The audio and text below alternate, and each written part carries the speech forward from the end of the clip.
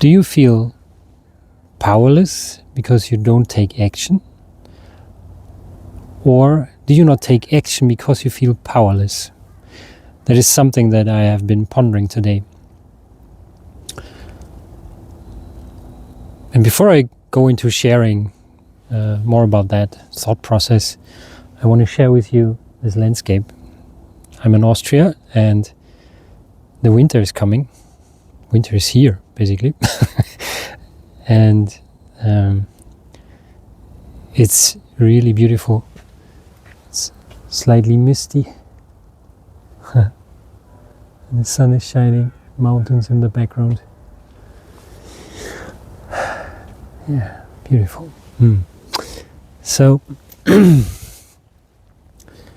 while ago, I recorded a video. I will link it here somewhere, where I was exploring hidden costs of procrastination. So basically not taking action. Delaying action towards something that I want to create, something I want to do.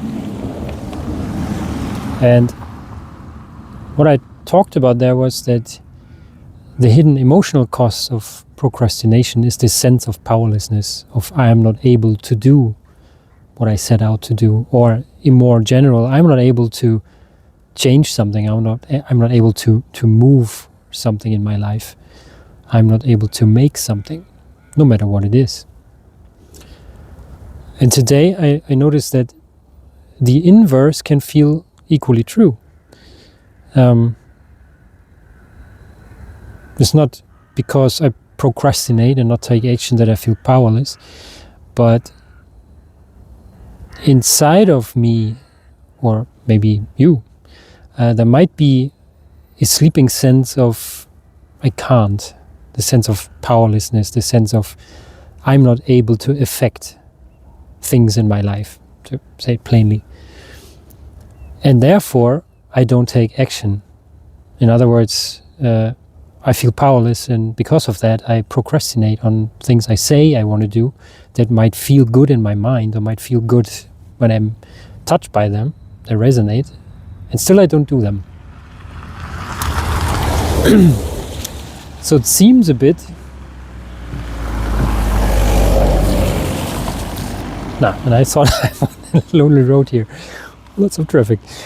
So it seems a bit that there is a catch-22, like hen and egg story in a way. I feel powerless and I don't take action, but because I don't take action, I feel powerless. So where's the way out? And every now and then,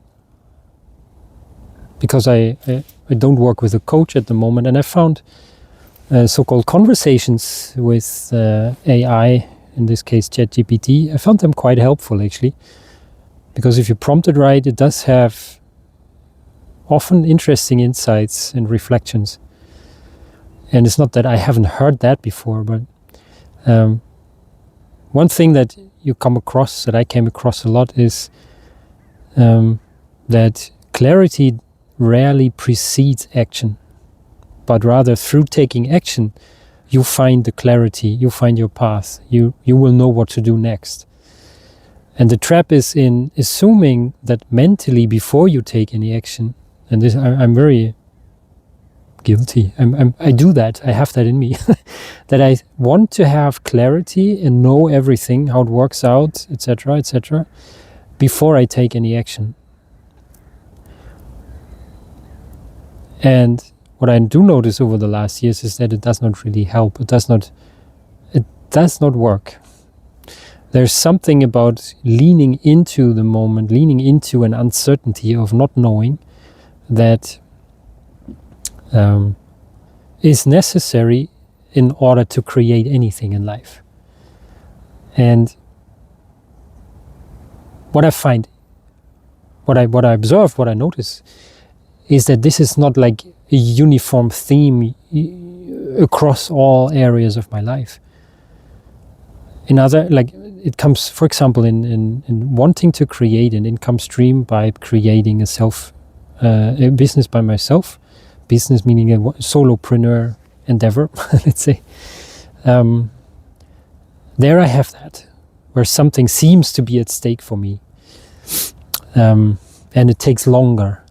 In other areas, I don't at all have that, and I'm rather showing the opposite. I'm easily leaning into that. For example, when it comes to cooking.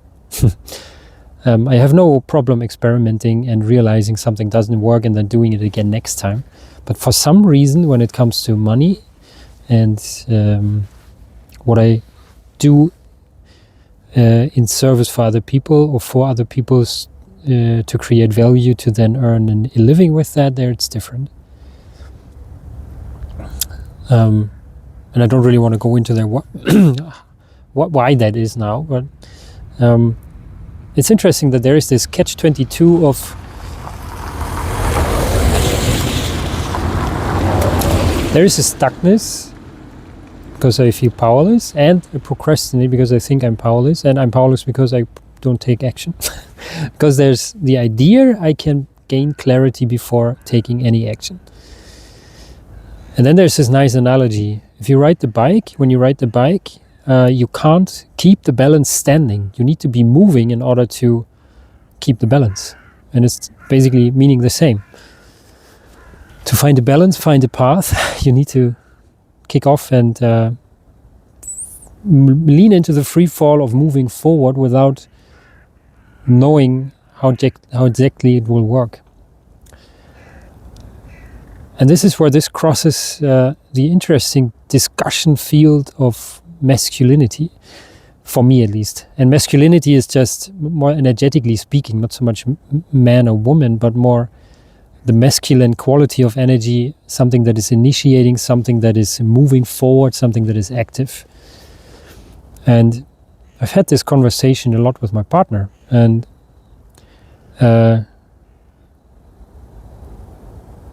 understand that it frustrates her when, on the one hand, I speak about the things I want to do, and I'm circling around why I can't, but I don't take action. So there's something that especially I find, and I don't want to discuss if women should do that too, or if it's also their responsibility to make a first step, etc. This is really purely about me and me feeling alive in my own life. I notice there's something for me to train and practice and learn and embrace and assert, whatever more words you want to put to that, when it comes to moving out of a passivity into proactivity. And there is a space that I notice where it's not the mind making a decision. It is, or I don't know, it feels like it's not the mind that is worrying at least, or thinking and overthinking so much, but it is. And it's more like an internal faculty in myself, call it maybe awareness, that has the power to make a choice without overthinking and leaning into the action. And to cultivate this quality, I notice is something necessary when I try to break out of this catch-22 cycle of being stuck in place by questioning the clarity, wanting clarity, and not taking action. And at the same time, not taking action leads to more clarity, more unclarity, more overthinking, etc., etc. So being stuck in the mind, basically. Another question is, how do you do that? Because that is very difficult.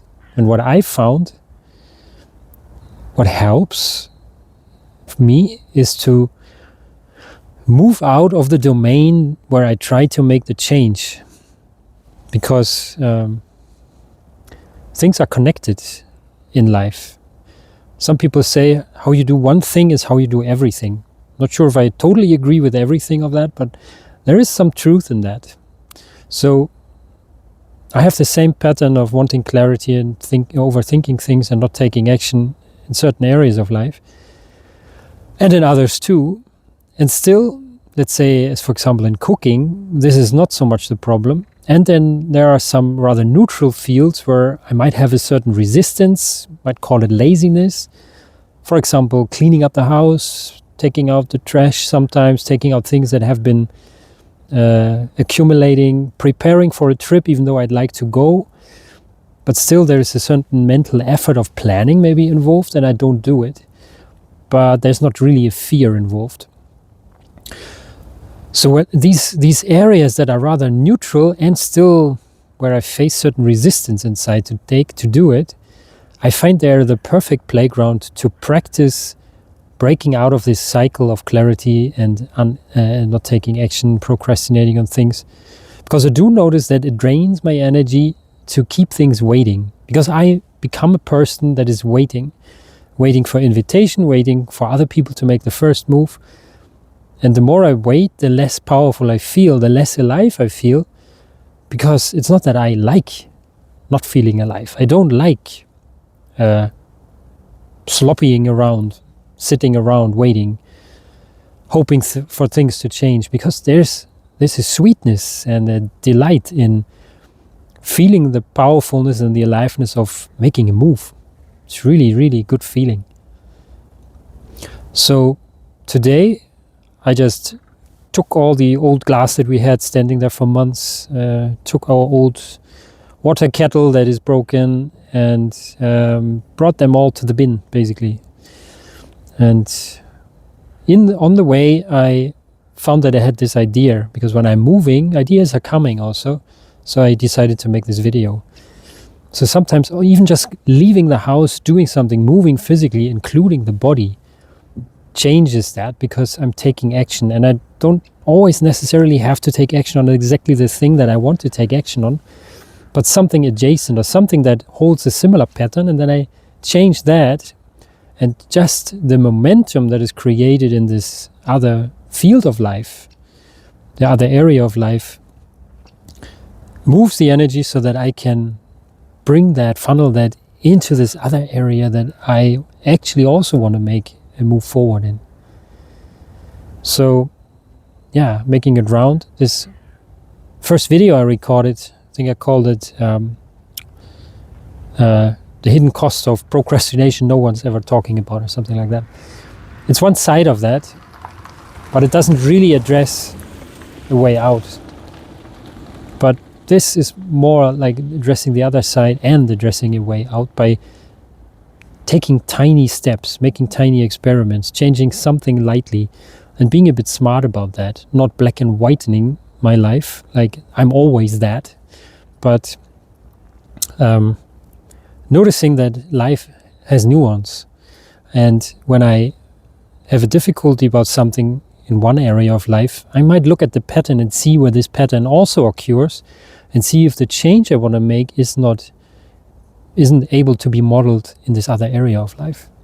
And then see what I can learn from that, or just use the momentum that I created there to bring it into this first area.